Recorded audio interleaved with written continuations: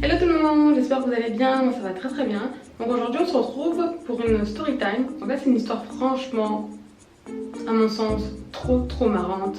En même temps un peu humiliante pour celle qui l'a vécu, parce que moi je l'ai vécu, franchement c'était pas du tout marrant.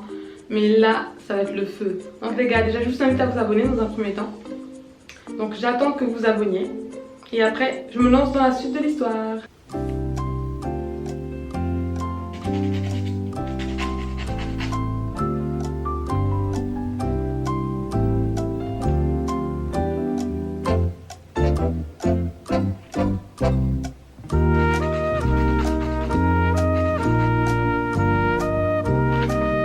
Ah voilà, on y est. Donc cette histoire justement elle se passe il y a quelques années, donc j'étais au collège, là je rentrais en 3e. Donc comme toutes les rentrées, il y avait plein de courses à faire, les courses scolaires, tout ce qui était vêtements et tout. Donc c'était un samedi matin, ma mère et moi on était allés au centre commercial pour faire des listes de courses pour les cours. Donc à chaque fois je me prenais la tête avec ma mère parce qu'à chaque fois elle prenait des trucs trop horrible. Prendre des trucs tout classiques, elle voulait jamais qu'on prenne de marque, des trucs un peu design, tu vois. Donc du coup à chaque fois on se prenait grave la tête et à chaque fois je la laissais faire ce qu'elle voulait. Parce qu'au final en fait c'est sa décision qui comptait. Ma mère a toujours raison. C'est toujours comme ça, tous les parents ont toujours raison. Donc du coup en fait pendant qu'elle faisait ses petites courses scolaires et tout avec mes soeurs, moi je me promenais un petit peu dans la galerie et moi j'attendais juste une chose, c'était l'après-midi. Parce que l'après-midi en fait on devait aller faire les courses en fait vestimentaires. Donc à chaque année, moi je renouvelais tout le temps mes affaires. Je me voyais pas en fait passer en classe seconde et porter des vêtements que j'ai déjà portés. Ça je pense que c'est toutes les filles, on est comme ça. Hein. On aime trop changer de vêtements.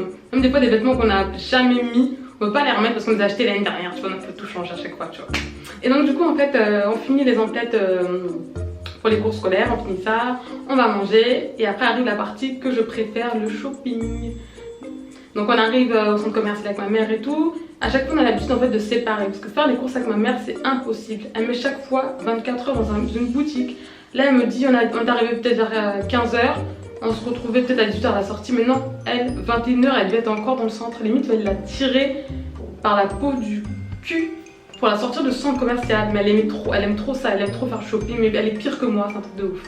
Donc du coup on arrive dans le centre, elle part de son côté, moi je pars du mien, on se texte en fait pour se tenir au courant dans quelle boutique on se rejoint et tout. Donc chacun fait ses petites emplettes et tout. Après on se rejoint en fait dans le couloir du centre commercial pour aller dans une boutique que j'adore, c'est Zara. Moi je kiffe trop, ils ont des fringues trop sympas.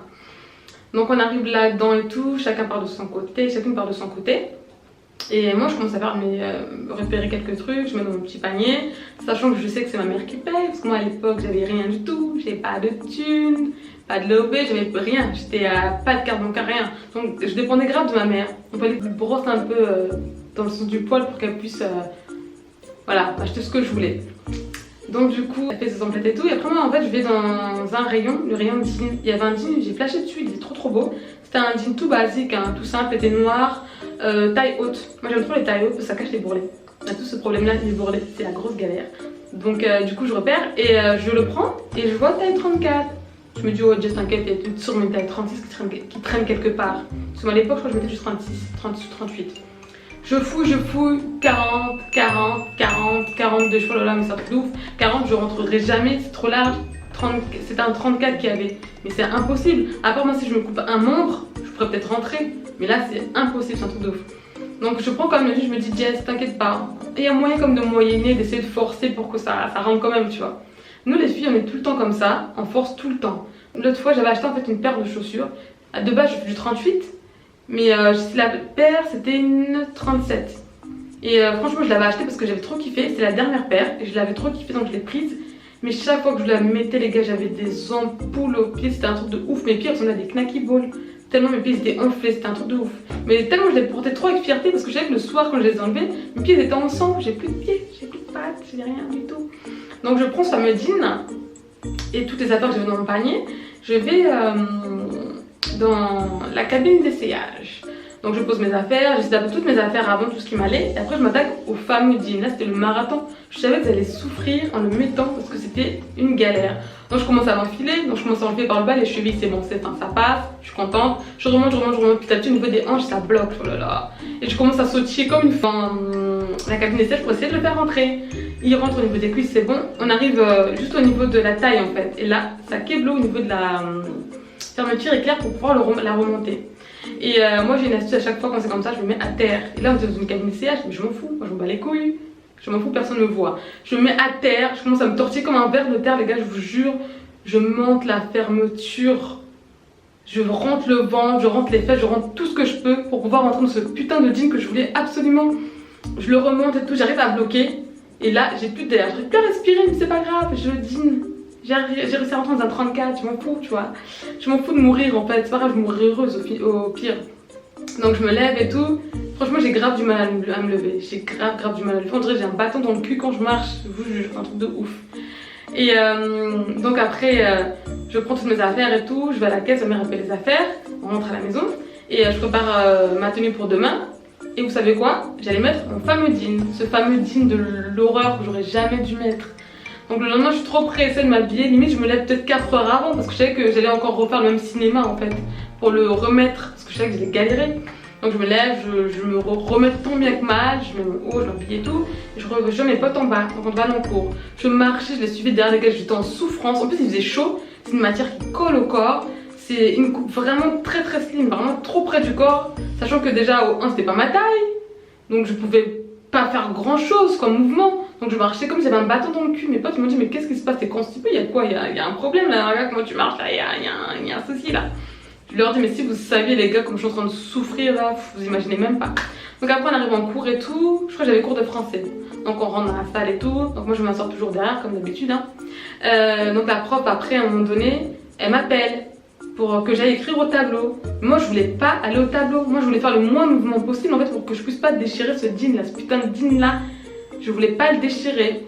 Et déjà j'ai du mal à m'asseoir, moi je me suis dit quand j'allais m'asseoir là je l'ai posé racine, donc lui elle allait plus bouger de cette chaise en fait. Et la prof elle m'appelle et tout, là j'étais obligée de me lever en fait. Donc je me lève avec précaution, tranquillement, comme si j'avais je sais pas un truc coincé là. Je me lève, je marche doucement, je vais au tableau. Et je commence à écrire ce qu'il faut. Et tout d'un coup en fait le stabilo il tombe par terre. Le stabilo il tombe par terre. Donc je suis obligée de ramasser en fait le stylo. Là je me dis non comment je vais faire, c'est pas possible. Je me dis Jess tranquille, tu vas te baisser tranquillement, prends pas la tête. En fait je me baisse tranquillou pour ramasser le truc, j'entends un crack les gars. Mon pantalon il a craqué. Ce putain de jean il a craqué. Et là je me suis dit ouais Jess t'inquiète pas, je pense qu'il a craqué peut-être au niveau des cuisses, ça vient en bas là, juste au niveau des cuisses, c'est pas grave, ça se verra pas. Et quand je me relève, tout le monde se met à rigoler.